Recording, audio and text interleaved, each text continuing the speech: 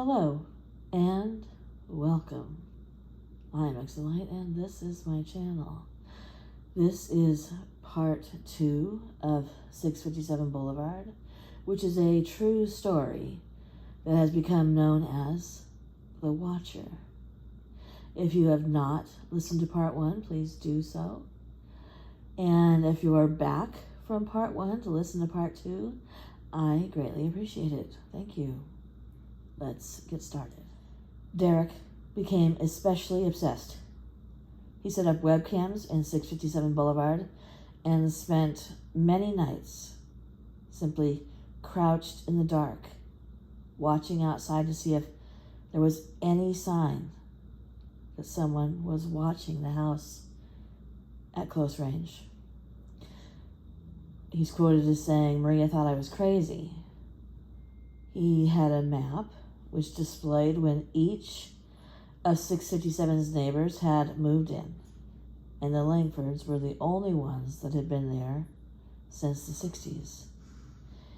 He placed overlays marking possible sightlines for the easel and a circle for approximate range of earshot to estimate who could have heard Maria yelling their kids' nicknames. And there were only a few homes that fit both criteria. The couple also turned to private investigators, several experts. They staked out the neighborhood and ran background checks on the Langfords, but didn't find anything noteworthy. Derek reached out to a former FBI agent who served as the inspiration for Clarice Starling in A Silence of the Lambs. They were on a high school board of trustees together. The couple also hired Robert Lenahan, who is a former FBI agent. He conducted a threat assessment. Lenahan recognized several old-fashioned ticks in the letters that pointed to an older writer. The envelope was addressed to M/M Bradis. The salutations always included the day's weather, warm and humid, sunny and cool for a summer day, and the sentences had double spaces between them. The letters had a certain literary panache, which suggested that the writer was someone who read a great deal, and a surprising lack of profanity given the level of anger, which Lenahan thought meant a less macho writer. Maybe, he wondered, the Watcher had seen The Watcher, starring Keanu Reeves as a serial killer who stalks a detective trying to catch him. Lenahan didn't think that the Watcher was likely to act on their threats, but the letters had enough typos and errors to imply a certain erraticism. The first letter was dated Tuesday, June 4th, but that day was a Wednesday. There was also a seething anger directed at the wealthy in particular. The Watcher seemed to be upset by new money moving into town. "Are you one of those Hoboken transplants who are ruining Westfield?" asked one letter, and by the Broaddus's relatively modest renovations. "The house is crying from all of the pain it is going through. You have changed it and made it so fancy. You are stealing its history. It cries for the past and what used to be the time when I roamed its halls." The 1960s were a good time for 657 Boulevard, when I ran from room to room, imagining the life with the rich occupants there. The house was full of life and young blood. Then it got old, and so did my father, but he kept watching it until the day he died. And now I watch and await for the day when the young blood will be mine again. Lenahan recommended looking for former housekeepers and their children. Perhaps the Watcher was jealous that the Broadduses had bought the home and that the writer couldn't afford it. But the focus remained on the Langfords.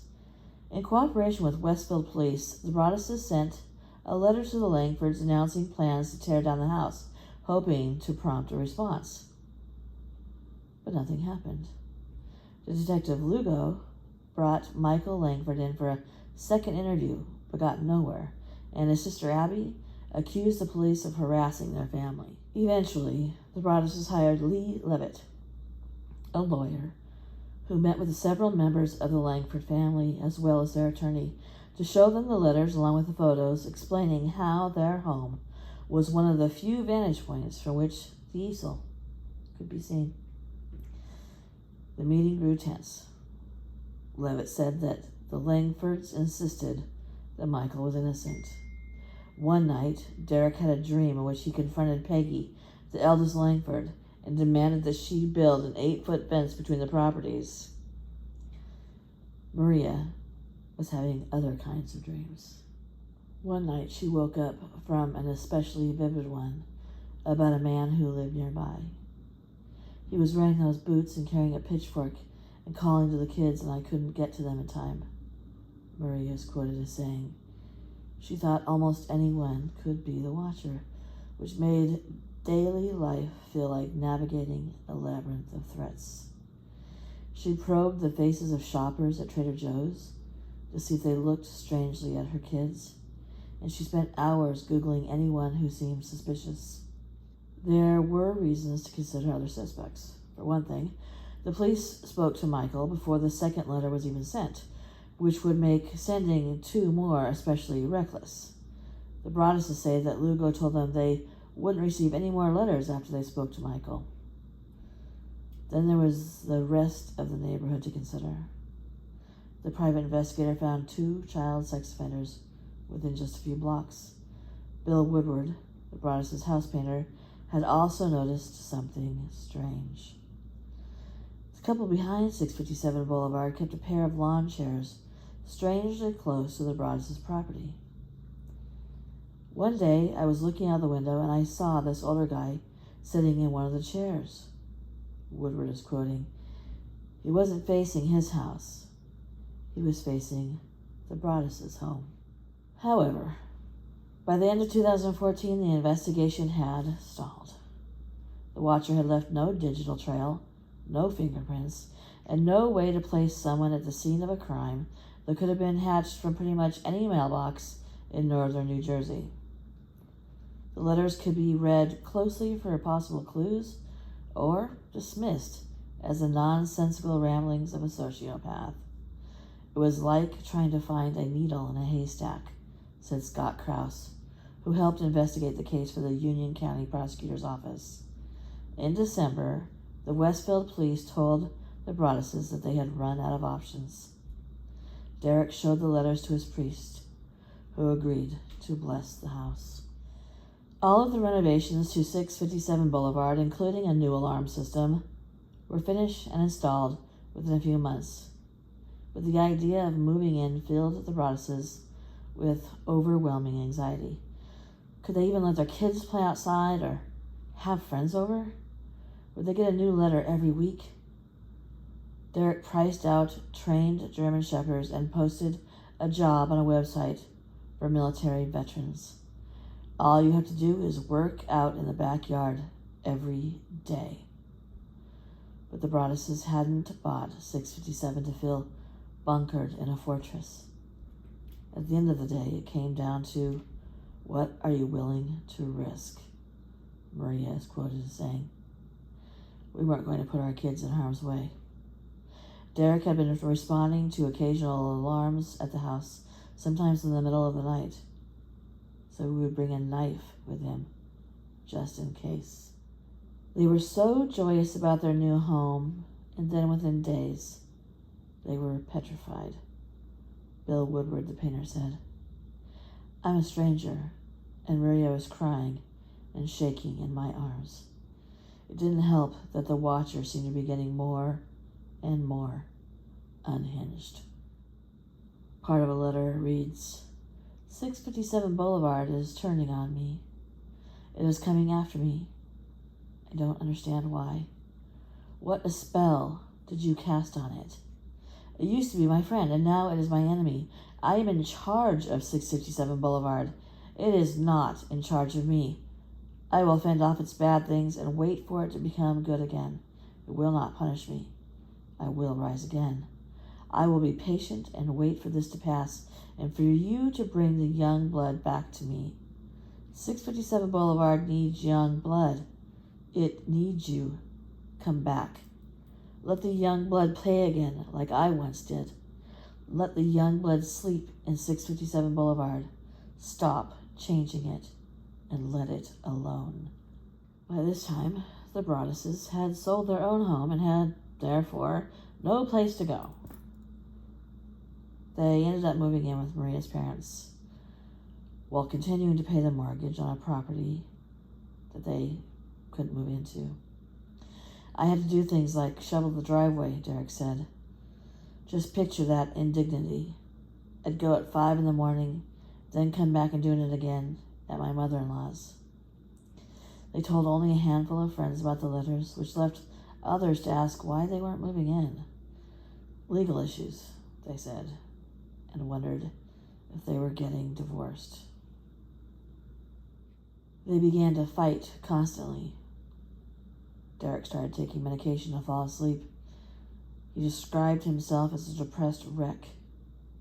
Maria decided to see a therapist after a routine doctor's visit that began with the question, "How are you?"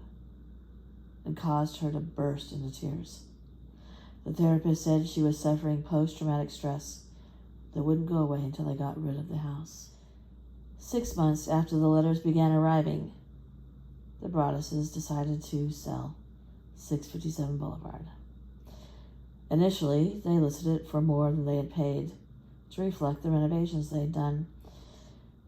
But few worlds are more gossipy than suburban New Jersey real estate, and rumors had already begun to swirl about why the house sat empty.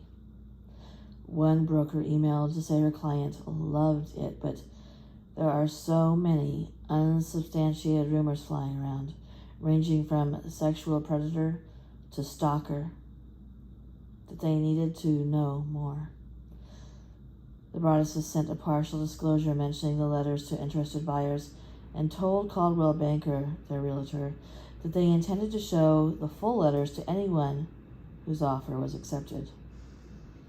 Several preliminary bids came in well below the asking price, but the Broadduses weren't ready to take such a financial hit and only wanted to share the letters with likely buyers. But no one even got that far, even after they lowered the price. A Caldwell agent who hadn't read the letters told them in an email that they were being unnecessarily forthcoming. My friend got horrible threatening letters about her dog barking, and she didn't think to disclose. But the Broadduses insisted. I don't know how you lived through what we did and think you could do it to someone else, Derek quoted as saying. Derek and Maria couldn't help but think about what they would have done had the previous owners told them about their letter from the Watcher. The Woodses, both retired scientists, told the Broadduses that they remembered the letter they received as more strange than threatening, thanking them for taking care of the house. They say they'd never had any issues. We certainly never felt watched, Andrea told them. They rarely even locked their doors. However, the Broadduses felt that the name alone was ominous enough to merit mentioning to a new family moving in, and on June 2nd, 2015, a year after buying 657 Boulevard, they filed a legal complaint against the Woodses, arguing that the Woodses should have disclosed their letter just as they had the fact that water sometimes got into the basement. The Broadduses say they hoped to reach a quiet settlement. Their kids still didn't know about the Watcher, and their lawyer assured them that, at most, a small legal newswire might pick up the story. And then a few weeks later, Tamron Hall, on the Today Show, began with this sentence. We do some creepy stories. This might be top 10 creepy, she stated.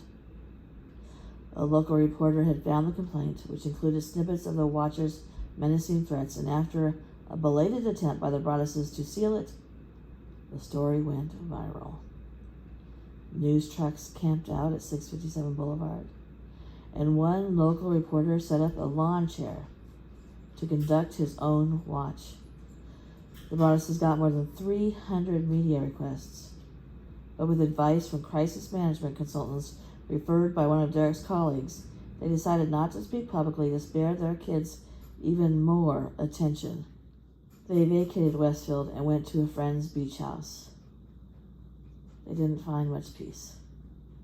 Maria's grandfather had a heart attack, and the friend they were staying with had a grand mal seizure. Eventually, Derek and Maria sat down with their children to explain the real reason they hadn't moved into their home. The kids had a lot of questions. Who is the watcher? Where do they live? Why is this person so angry with us? To which Derek and Maria had very few answers. Can you imagine having that conversation with a 5-year-old? Derek's quoted as saying, "Your town isn't as safe as you think it is. There's a boogeyman obsessed with you." Thank you for listening to part 2. Please, if you're not subscribed, please do so, and then you can be notified when part 3 is uploaded. If you would, please give this video a thumbs up. It helps to have my channel shared. This topic has been demonetized, as most of my topics are. So that is one way I can get my channel to at least be shared. Thank you for coming. I hope you enjoyed this, and I'll see you soon.